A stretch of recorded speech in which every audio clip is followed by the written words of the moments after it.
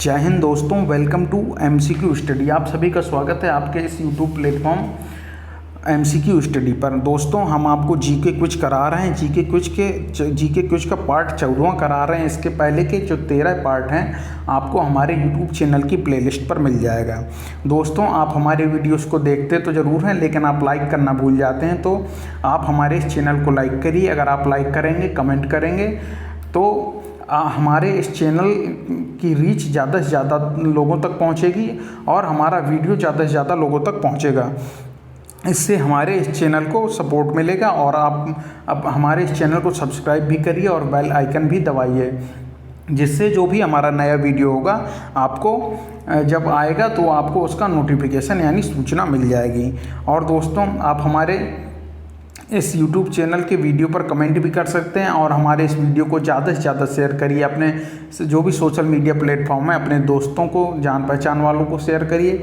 Social media platform के माध्यम से शेयर करिए, जैसे ट्विटर, फेसबुक, थ्रेड्स, इंस्टाग्राम, इनके माध्यम से भी आप शेयर कर सकते हैं। और अगर आप हमारे इंस्टाग्राम, फेसबुक, टेलीग्राम, थ्रेड्स वगैरह अकाउंट से जोड़ना चाहते हैं तो इन सभी की लिंक आपको डिस्क्रिप्शन बॉक्स में मिल जाएगी। इसके अलावा हमारे यूट्यूब चैनल की सभी प्लेलिस्टों की लिंक भी आपको डिस्क्रिप्शन बॉक्स में मिल जाएगी। तो दोस्तों, आप वहां पर जाकर आप हमसे जुड़ सकते हैं सोशल मीडिया प्लेटफॉर्म पर। और दोस्तों, आप हमारे YouTube चैनल की कम्युनिटी सेक्शन पर जाकर कुछ भी अटेम्प्ट कर सकते हैं और वहाँ पे जानकारी भी आपको हम वहाँ पे अपडेट करते रहते हैं, तो आप उसे भी देख सकते हैं। तो दोस्तों, अब हम शुरू कर रहे हैं जीके क्विज का 14वां पार्ट। तो पहला क्वेश्चन कौन सा है? पहला क्वेश्चन है, भारतीय असंतोष का पिता किसके लिए कहा गया? यानी भारतीय असंतोष का पिता यानी भारतीय अशांति का जनक, ये कहा गया है किसे? ये कहा गया है बाल गंगाधर तिलक को कहा गया है। बाल गंगाधर तिलक को, इन्हें लोकमान्य तिलक के नाम से भी जाना जाता था। इन्हें भारतीय अशांति के जनक या भारतीय असंतोष का पिता किसके द्वारा कहा गया है? वैलेंटाइन सरोल के द्वारा। वैलेंटाइन सरोल के द्वारा कहा गया है। याद रखिएगा, ये प्रश्न कई बार पूछा जाता है कि भारतीय असंतोष का पिता किसे कहा गया है। मतलब बाल गंगाधर तिलक को भारतीय असंतोष का पिता किसके द्वारा कहा गया? तो आप बताएंगे वैलेंटाइन सरोल। याद रखिएगा, वैलेंटाइन सरोल के द्वारा कहा गया है। और एक बात और जान लेते हैं आज कि आज 23 जुलाई को ही बाल गंगाधर तिलक का जन्म सन 1856 में रत्नागिरी, महाराष्ट्र के चिखली गांव में हुआ था। तो याद रखिएगा कि आज हैप्पी बर्थडे भी है बाल गंगाधर तिलक का। इनके साथ साथ क्या नाम है, चंद्रशेखर आज़ाद जी का भी हैप्पी बर्थडे। वो 23 जुलाई 1906 को पैदा हुए थे। कहाँ पे? भावरा गांव, जो वर्तमान में मध्य प्रदेश में है। तो दोस्तों, चंद्रशेखर आज़ाद और बाल गंगाधर तिलक से रिलेटेड वीडियो भी हम आज अपडेट कर देंगे। ये दोनों वीडियो आपको हमारे चैनल में मिल जाएंगे और अगर आप सब्सक्राइब कर लेते हैं चैनल को तो उसकी आपको सूचना भी मिल जाएगी। और आप हमारे यूट्यूब चैनल की प्लेलिस्ट जो फेमस पर्सनालिटी नाम से है उस पर आप जाकर देख सकते हैं। आपको ये वीडियो वहाँ उपलब्ध हो जाएंगे। अभी ये वीडियो हो जाएगा, इसके बाद हम ये जो 2 वीडियो हैं इन्हें भी अपलोड कर देंगे। याद रखिए। तो भारतीय असंतोष का पिता किसे कहा जाता है? बाल गंगाधर तिलक को कहा जाता है। नेक्स्ट क्वेश्चन पर चलते हैं। निम्न में से किस नदी को उसकी पवित्रता के कारण दक्षिण की गंगा कहा जाता है? तो याद रखिएगा, दक्षिण की गंगा किस नदी को कहते हैं? दक्षिण की गंगा गोदावरी नदी को कहते हैं। याद रखिएगा, दक्षिण की गंगा गोदावरी नदी को कहते हैं। और यदि प्रश्न पूछा जाए दक्षिण भारत की गंगा, तो दक्षिण भारत की गंगा कहेंगे कावेरी नदी को। दक्षिण की गंगा गोदावरी नदी को और दक्षिण भारत की गंगा कहेंगे कावेरी नदी को। ये याद रखिएगा, दोनों अलग अलग हैं। नेक्स्ट क्वेश्चन पर चलते हैं। निम्न में से कौन सा जोड़ा सही सुमेलित नहीं है? तो आपको देखकर बताना है कि कौन सा ये जो जयंती या दिवस है उसके सामने जो हमने लिख रखी है डेट, क्या ये सही है या नहीं। तो हम देखते हैं। अंबेडकर जयंती 14 अप्रैल को ही मनाई जाती है। याद रखिएगा, डॉक्टर भीमराव अंबेडकर का जन्म हुआ था। विश्व स्वास्थ्य दिवस 7 अप्रैल को ही मनाया जाता है। भारतीय नौवहन दिवस ये 5 अप्रैल को ही मनाया जाता है। तो कौन सा बचा? तो समता दिवस जो है ये 10 अप्रैल को नहीं मनाया जाता। समता दिवस कब मनाया जाता है? ये 5 अप्रैल को मनाया जाता है। याद रखिएगा। 5 अप्रैल को मनाया जाता है। 5 अप्रैल को क्यों मनाया जाता है? इस दिन बाबू जगजीवन राम का जन्म दिवस है। समता दिवस जो मनाया जाता है बाबू जगजीवन राम की स्मृति में मनाया जाता है और इनका जन्म 5 अप्रैल में हुआ था। तो यहाँ 10 नहीं होगा, यहाँ पे 5 अप्रैल हो जाएगा समता दिवस, तब ये सही हो जाएगा। नेक्स्ट पर चलते हैं। संविधान में मान्यता प्राप्त भाषाओं की संख्या कितनी है? तो वर्तमान में जो संविधान में मान्यता प्राप्त भाषाएं हैं वो 22 हैं, लेकिन मूल संविधान में कितनी थी? मूल संविधान में 14 भाषाएं थीं और समय समय पर 3 संशोधन करके 8 भाषाएं जोड़ी गई। पहला संशोधन जब किया गया भाषाओं से संबंधित, तब एक सिंधी जोड़ी गई थी, फिर दूसरा हुआ था तो 3 भाषाएं जोड़ी गई थीं, फिर जब तीसरा हुआ था तो 4 भाषाएं जोड़ी गई थीं। तो इस प्रकार 4, 3, 7, 1, 8 भाषाएं जुड़ जाती हैं, तो 14, 8, 22 भाषाएं वर्तमान में हैं। किसमें? संविधान में मान्यता प्राप्त भाषाओं में, याद रखिएगा। हाँ, याद रखिएगा भोजपुरी शामिल नहीं है 22 भाषाओं में। नेक्स्ट पर चलते हैं। बिकमिंग पुस्तक की लेखिका कौन है? बिकमिंग पुस्तक जो हैं ये किसने लिखी थी? बिकमिंग पुस्तक मिशेल ओबामा द्वारा लिखी गई है। आप कह सकते हैं कि ये क्वेश्चन करंट से रिलेटेड है, लेकिन ये कुछ पुस्तकें ऐसी होती हैं जो हमेशा प्रसिद्ध रहती हैं। तो याद रखिएगा बिकमिंग पुस्तक मिशेल ओबामा के द्वारा लिखी गई। मिशेल ओबामा किसकी पत्नी है? जो पूर्व राष्ट्रपति रहे अमेरिका के, बराक ओबामा, उनकी पत्नी हैं। आगे चलते हैं नेक्स्ट क्वेश्चन पर। बंग भंग आंदोलन 1905 में हुआ था। बंग भंग आंदोलन आप जानते हैं। बंग भंग आंदोलन के पश्चात शुरू किए गए स्वदेशी आंदोलन का क्या उद्देश्य था? तो जो बंग भंग आंदोलन हुआ था 1905 में, उसके पश्चात जो स्वदेशी आंदोलन चलाया गया उसका उद्देश्य क्या था? विदेशी वस्तुओं का बहिष्कार करना था, याद रखिएगा। हाँ, विदेशी वस्तुओं का बहिष्कार करना था। और हाँ, एक बात और याद रखिएगा कि जो बंग भंग आंदोलन था, इसकी जो घोषणा की गई थी, कब की गई थी? बंग भंग आंदोलन नहीं, ये स्वदेशी आंदोलन की बात चल रही है। तो स्वदेशी आंदोलन की जो घोषणा की गई थी वो की गई थी 7 अगस्त 1905 को। कहाँ पर की गई थी? कलकत्ता के टाउन हॉल में इसकी घोषणा की गई थी। किसकी घोषणा? 7 अगस्त 1905 को स्वदेशी आंदोलन की घोषणा कलकत्ता के टाउन हॉल में की गई थी। गांधी जी ने स्वदेशी आंदोलन को क्या कहा था? ये भी याद रखिएगा कि गांधी जी ने स्वदेशी आंदोलन को स्वराज की आत्मा बताया था। नेक्स्ट क्वेश्चन पर चलते हैं। आधुनिक भारत में स्थानीय स्वशासन का जनक किसे कहा जाता है? तो आधुनिक भारत में जो स्थानीय स्वशासन के जनक हैं वो कौन है? लॉर्ड रिपन है, याद रखिएगा। लॉर्ड रिपन स्थानीय स्वशासन के जनक के रूप में जाने जाते हैं। लॉर्ड रिपन का शासनकाल कब से कब तक था? लॉर्ड रिपन 1880 से 1884 तक भारत के वायसराय रहे थे और इन्होंने 1882 में स्थानीय स्वशासन को लागू किया था। तो भारत में स्थानीय स्वशासन का पिता भी किसे कहा जाता है? लॉर्ड रिपन को ही स्थानीय स्वशासन के पिता की संज्ञा दी जाती है। और लॉर्ड रिपन का एक और बहुत महत्वपूर्ण योगदान है, उसके बारे में भी जान लेते हैं कि लॉर्ड रिपन ने वर्नाकुलर प्रेस एक्ट को निरस्त किया था। याद रखिएगा, वर्नाकुलर प्रेस एक्ट को निरस्त किया था, इसलिए इन्हें क्या कहा जाता है? इन्हें प्रेस का मुक्तिदाता भी कहा जाता है। याद रखिएगा, एक क्वेश्चन आ सकता है कि प्रेस का मुक्तिदाता किसे कहा जाता है? तो लॉर्ड रिपन को कहेंगे, याद रखिएगा। नेक्स्ट पर चलते हैं। 23वें तीर्थंकर का क्या नाम था? ये 23वें जैन तीर्थंकर का क्या नाम था? तो जो 23वें जैन तीर्थंकर थे उनका नाम क्या था? उनका नाम था पार्श्वनाथ नाम था। 24वें थे कौन थे? 24वें थे महावीर स्वामी। तो 23वें जो पूछा गया है तो हम बताएंगे पार्श्वनाथ इनका नाम था। पार्श्वनाथ के बारे में एक बात जान लेते हैं कि पार्श्वनाथ के प्रतीक पूछ लिए जाते हैं कि इन जो पार्श्वनाथ थे उनका प्रतीक क्या था? तो पार्श्वनाथ का प्रतीक था, क्या था पार्श्वनाथ का प्रतीक? पार्श्वनाथ का प्रतीक था सर्प। याद रखिएगा, पार्श्वनाथ का प्रतीक था सर्प। नेक्स्ट पर चलते हैं। अगला क्वेश्चन है विश्व गुर्दा दिवस यानी वर्ल्ड किडनी डे इंग्लिश में कहा जाए, वर्ल्ड किडनी डे कब मनाया जाता है? तो याद रखिएगा, वर्ल्ड किडनी डे मनाया जाता है 12 मार्च को कब मनाया जाता है वर्ल्ड किडनी डे? 12 मार्च को वर्ल्ड किडनी डे मनाया जाता है। तो याद रखिएगा, ये क्वेश्चन बहुत पूछे जाते हैं दिवस से संबंधित।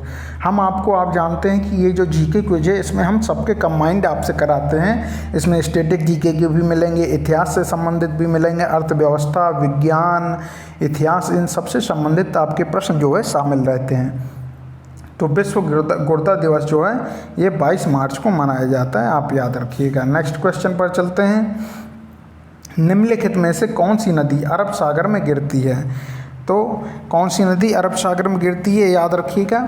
अरब सागर में जो गिरती है वो माही नदी गिरती है, याद रखिएगा। माही नदी अरब सागर में गिरती है, बंगाल की खाड़ी में ही अरब सागर में जाकर गिरती है, ये याद रखिएगा। ये प्रश्न पूछा जाता है। तो कौन सी नदी अरब सागर में गिरती है? तो हम कहेंगे महानदी अरब सागर में गिरती है।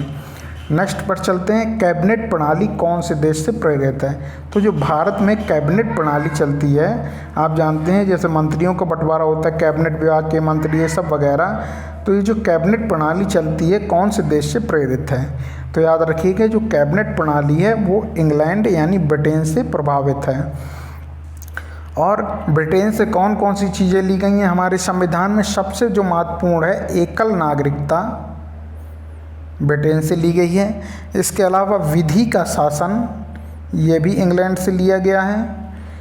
इसके अलावा कानून निर्माण प्रक्रिया, ये भी कहाँ से ली गई है? कानून निर्माण प्रक्रिया या विधि निर्माण प्रक्रिया कहें, ये भी कहाँ से ली गई है? ब्रिटेन से।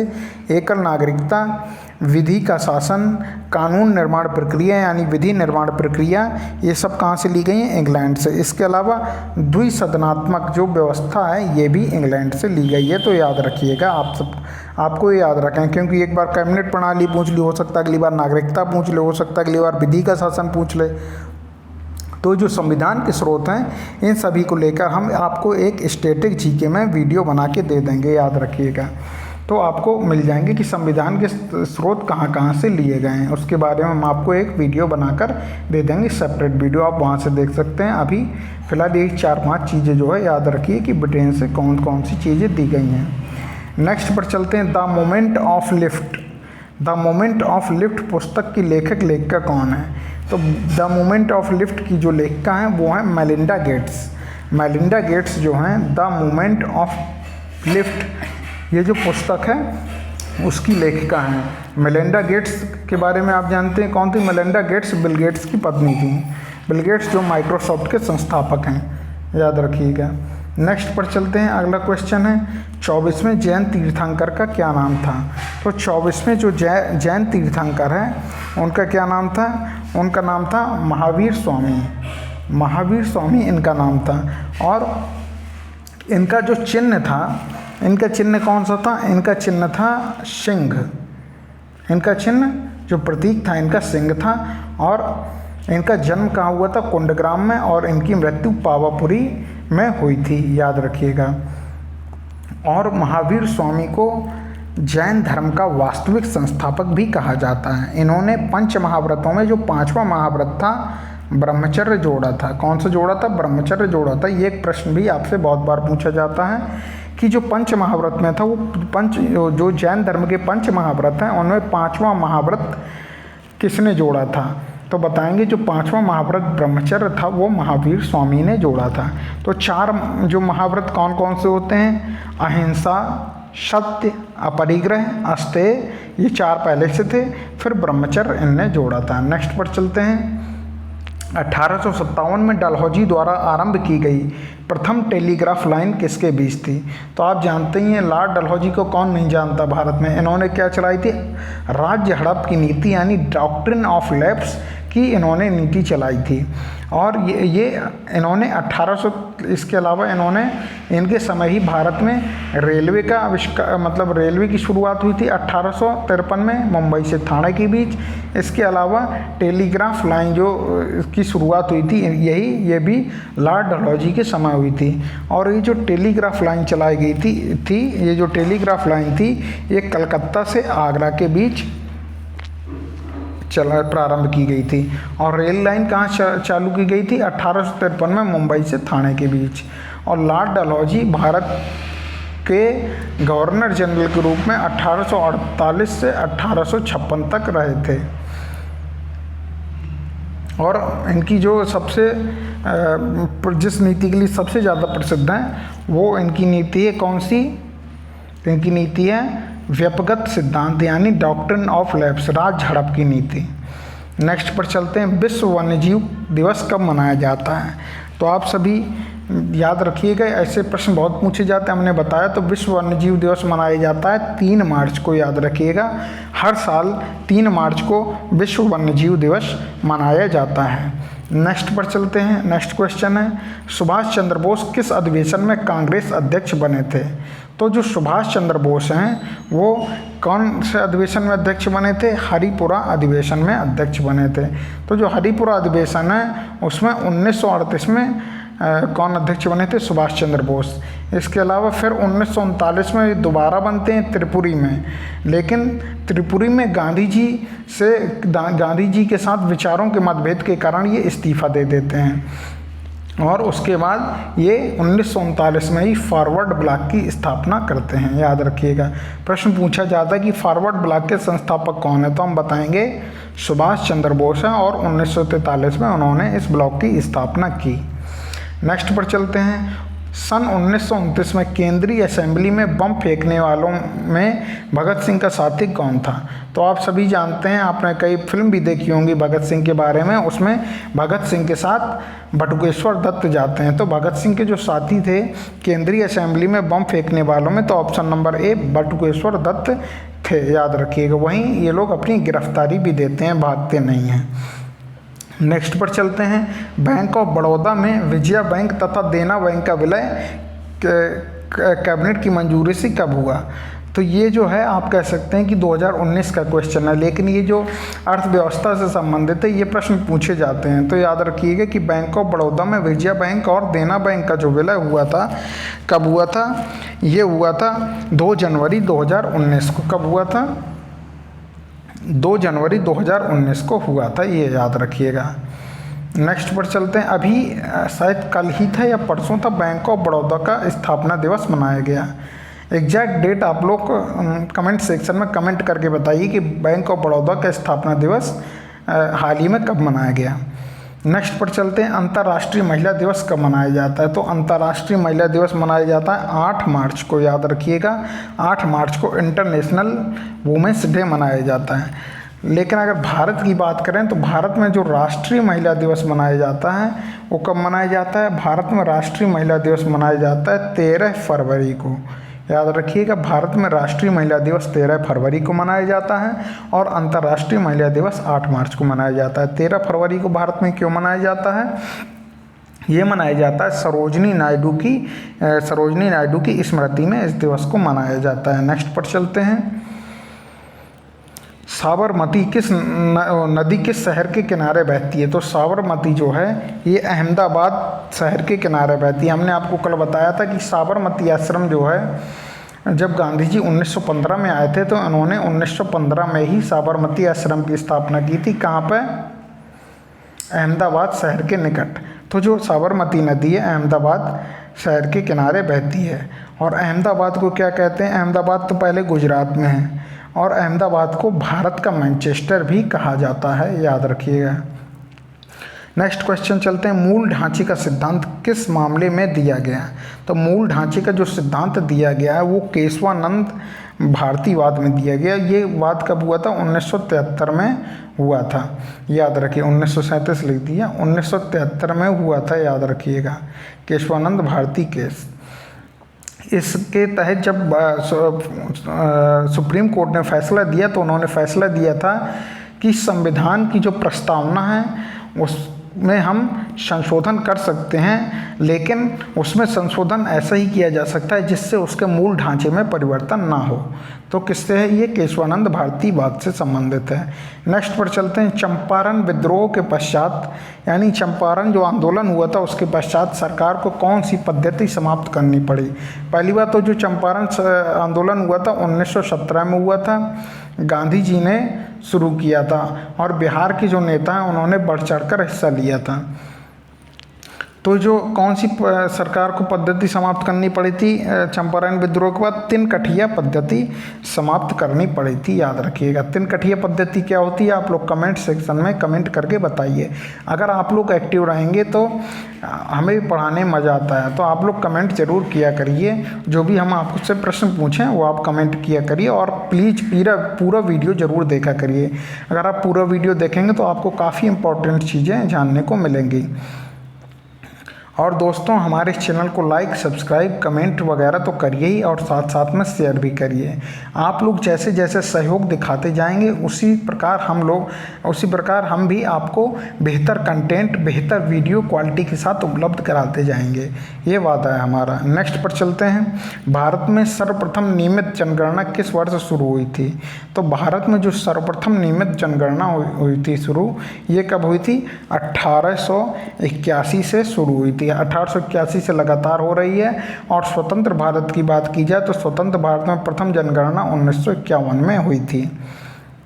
और भारत में जनगणना अगर पूछा जाए तो याद रखिएगा कि 1881 में नियमित रूप से जनगणना शुरू हुई है, जबकि 1872 में जनगणना हुई थी भारत में पहली बार। 1872 में पहली बार जनगणना हुई थी, और 1881 से नियमित जनगणना हो रही है। और 1872 में लॉर्ड मेयो थे भारत के वायसराय, याद रखिएगा। नेक्स्ट पर चलते हैं। अंतर्राष्ट्रीय नस्लीय भेदभाव उन्मूलन दिवस कब मनाया जाता है? तो जो अंतर्राष्ट्रीय नस्लीय उन्मूलन भेदभाव दिवस मनाया जाता है, कब मनाया जाता है? ये मनाया जाता है 21 मार्च को, याद रखिएगा। 21 मार्च को अंतर्राष्ट्रीय भेदभाव उन्मूलन दिवस मनाया जाता है। आप ये कमेंट सेक्शन में बताइए कि 22 मार्च को क्या मनाया जाता है, कौन सा अंतर्राष्ट्रीय दिवस मनाया जाता है। नेक्स्ट पर चलते हैं। महात्मा गांधी ने किसके विषय में निम्न शब्द कहे थे कि दिवालिया होने जा रहे बैंक का यह पोस्ट डेटेड चेक यानी उत्तर तिथि चेक है? तो याद रखिएगा, ये किसके बारे में कहा था? महात्मा गांधी ने ये कहा था, क्रिप्स प्रस्ताव के बारे में महात्मा गांधी ने ये कहा था। और क्रिप्स प्रस्ताव जो स्टैफोर्ड क्रिप्स थे उनके नेतृत्व में भारत कब आया था? मार्च 1942 में आया था। कब आया था? मार्च 1942 में स्टैफोर्ड क्रिप्स के नेतृत्व में क्रिप्स प्रस्ताव भारत आया था। नेक्स्ट पर चलते हैं। चतुर्थ बौद्ध संगीति का आयोजन कहाँ हुआ? तो जो चतुर्थ बौद्ध संगीति है उसका आयोजन हुआ था कश्मीर के कुंडल वन में, याद रखिएगा। कश्मीर के कुंडल वन में इसका आयोजन हुआ था। और ये किसके समय हुआ था? ये कनिष्क उस समय शासक था, उसके समय कश्मीर के कुंडल वन में बौद्ध संगीति का आयोजन हुआ था। और इसी बौद्ध संगीति में ही थेरवाद का जन्म होता है। जो बौद्ध धर्म में थेरवाद है उसका जन्म इसी बौद्ध संगीति में होता है। प्रश्न पूछा जा सकता है, इसलिए याद रखिएगा। राष्ट्रीय वन्य जीव एक्शन प्लान के लिए हाल ही में बनी 12 सदस्यीय समिति के अध्यक्ष कौन थे? हाल ही में मत हटा लीजिए। राष्ट्रीय वन्य जीव एक्शन प्लान के लिए बनी 12 सदस्यीय समिति के अध्यक्ष कौन थे? तो अध्यक्ष थे, याद रखिएगा, श्री JC काला जी इस समिति के अध्यक्ष थे। आपको याद रखना, प्रश्न पूछा जा सकता है, इंपॉर्टेंट प्रश्न है। हीराकुंड किस राज्य में स्थित है? तो हीराकुंड जो है बांध जो है ये स्थित है उड़ीसा राज्य में स्थित है। उड़ीसा की कहाँ पर? उड़ीसा की महानदी पर यह बांध बना हुआ है, और उड़ीसा राज्य में यह हीराकुंड बांध जो है स्थित है। कहाँ पर? किसके निकट? संबलपुर के निकट यह बांध जो है स्थित है। नेक्स्ट पर चलते हैं। अगला क्वेश्चन है, 11वीं अनुसूची में कितने विषयों का उल्लेख है? तो 11वीं अनुसूची में कितने विषयों का उल्लेख है? 29 विषयों का उल्लेख है। पहले तो हम ये जान लेते हैं कि 11वीं अनुसूची क्या है। उससे पहले ये जान लेते हैं कि जो भारतीय संविधान में उसमें कितनी अनुसूचियाँ हैं। तो टोटल 12 अनुसूचियाँ हैं भारतीय संविधान में, लेकिन मूल संविधान में 8 अनुसूची थी। फिर चार जो है संविधान संशोधन के द्वारा और जोड़ी गई हैं। तो जो 11वीं अनुसूची है वो किससे संबंधित है? ये पंचायती राज विभाग से संबंधित है। किससे? पंचायती राज विभाग से संबंधित है, और इसमें 29 विषय दिए गए हैं। नेक्स्ट पर चलते हैं। प्लासी के युद्ध में सिराजुद्दौला के साथ विश्वासघात करने वाला सेनापति था। आप सभी जानते हैं प्लासी का युद्ध कब हुआ था? 1757 में था।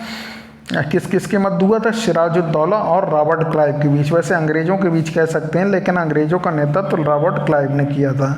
और सिराजुद्दौला को धोखा किसने दे दिया था? उसके सेनापति मीर जाफर ने धोखा दे दिया था, तो ये युद्ध हार जाता है। उसके बाद कौन सा? फिर बक्सर का युद्ध होता है 1764 में। वो भी मीर कासिम, शाह आलम द्वितीय और शुजाउद्दौला की संयुक्त सेना के मध्य होता है। अंग्रेज़ों और ये जो संयुक्त सेना, इसके मध्य होता है युद्ध। और अंग्रेज़ों का नेतृत्व किसके हाथ में था? हेक्टर मुनरो के हाथ में। और जो संयुक्त सेना है इसमें भी हार जाती है और अंग्रेज़ विजयी होते हैं। तो दोस्तों, अच्छा अभी एक प्रश्न और रह गया है। हाँ, तो पंच महाव्रत और त्रिरत्न का संबंध किससे है? तो पंच महाव्रत एवं त्रिरत्न का संबंध किससे है?